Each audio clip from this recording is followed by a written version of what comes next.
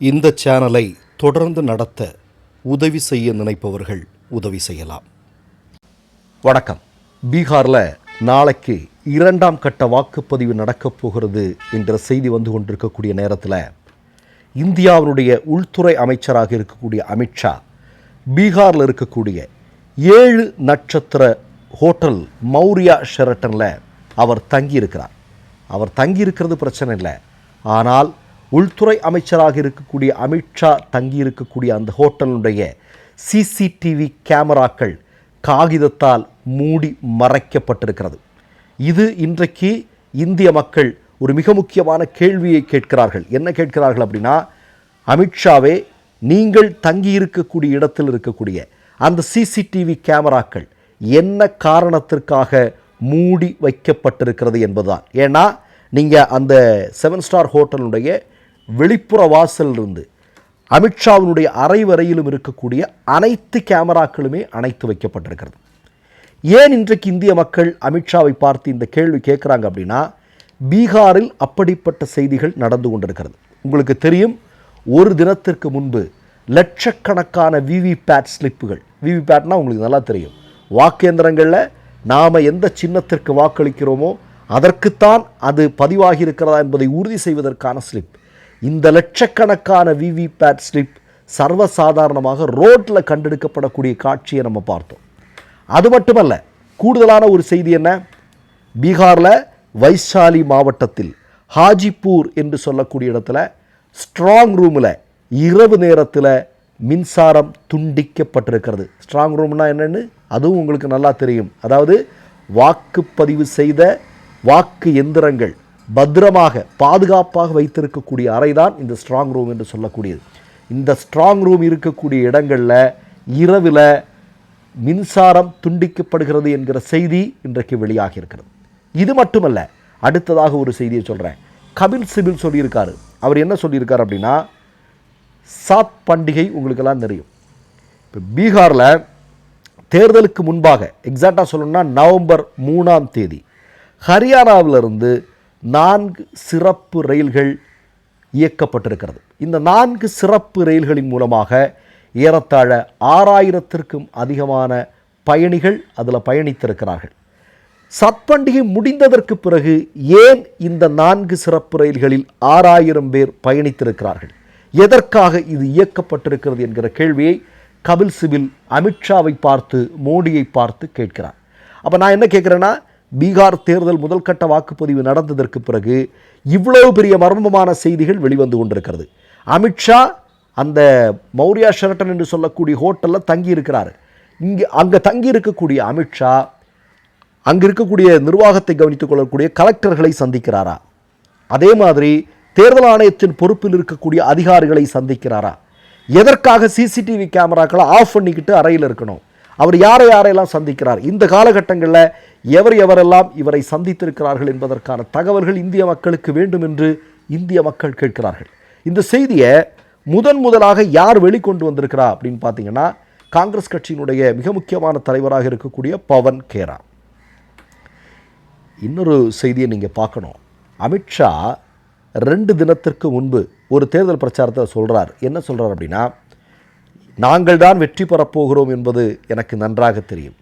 நான் தேர்தலுடைய முடிவுகளை முன்கூட்டியே சரியாக கணிப்பவன் அப்படின்னு சொல்கிறார். நமக்கு தெரியாத அவங்க கணிப்பெல்லாம். நீங்கள் 2014 தேர்தலிலிருந்து, ஏன் குஜராத்தில் நீங்கள் படித்து கொண்டிருந்த, நீங்கள் கல்லூரியில் அமித்ஷா படித்து கொண்டிருக்கும் போது நீங்கள் எத்தகைய தில்லுமுள்ளுகளில் ஈடுபட்டீர்கள் அப்படிங்கிறத இன்னைக்கு சமூக ஊடகங்களை திறந்து பார்த்தால் தெரியும். முழுக்க தில்லு முள்ளுகளை மட்டுமே செய்து ஆட்சி பொறுப்பிற்கு வந்திருக்கக்கூடிய நீங்கள் தேர்தல் முடிவுகள் இப்படித்தான் இருக்கும் என்று சொல்வதில் எங்களுக்கு ஆச்சரியம் எதுவும் இல்லை. இந்திய மக்களுக்கு ஒரு ஆச்சரியமும் இல்லை. இது நீங்கள் செய்யலன்னா தான் ஆச்சரியம். நீங்கள் நல்லவங்கன்னு சொன்னாதான் இந்திய மக்களுக்கு ஆச்சரியம்.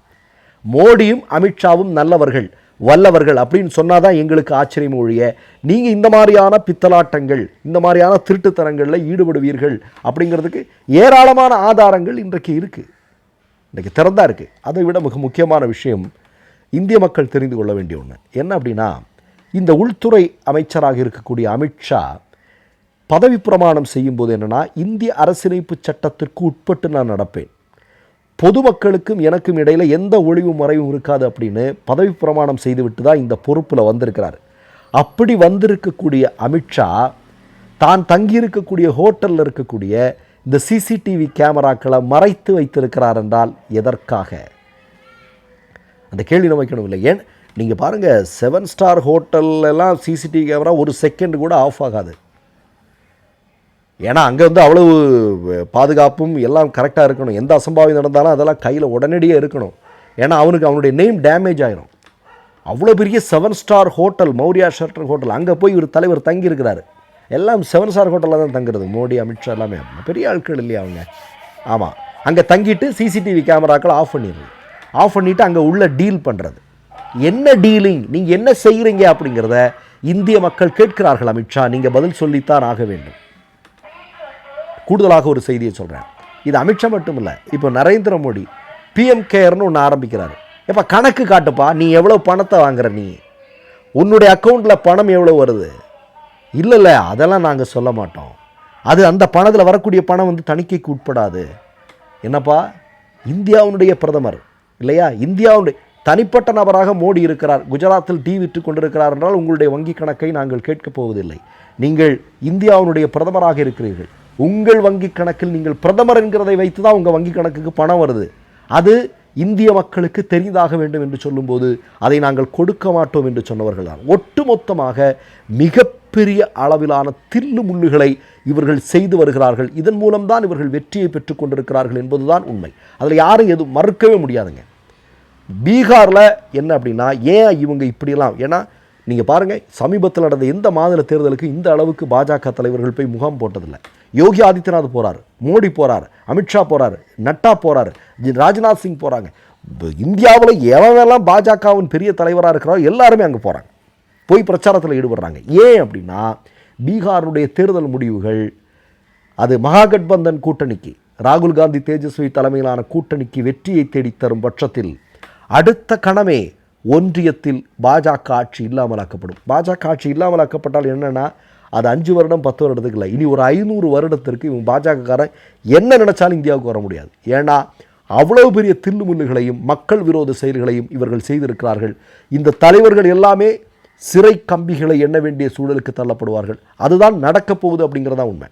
அந்த பதட்டத்தில், அந்த பயத்தில் அதிகபட்சமாக என்னென்ன மோசடிகளை செய்ய முடியுமோ அதை எல்லாவற்றையும் பீகாரில் இவர்கள் செய்து கொண்டிருக்கிறார்கள். அதற்கான ஆதாரங்கள் தான் பவன் கேராவிலிருந்து, கபில் சிபிலிருந்து எல்லாரும் வெளியிட்டுக் கொண்டிருக்கிறார்கள். இவ்வளவு ஆதாரங்கள் வெளியிடும் போதும் தேர்தல் ஆணையம் கண்டும் காணாமல் இருப்பது தான் இந்திய மக்கள் மத்தியில் இன்னும் வேதனைக்குரிய விஷயமா இருக்குது. என்ன பண்ண போகிறோன்னு தெரியல.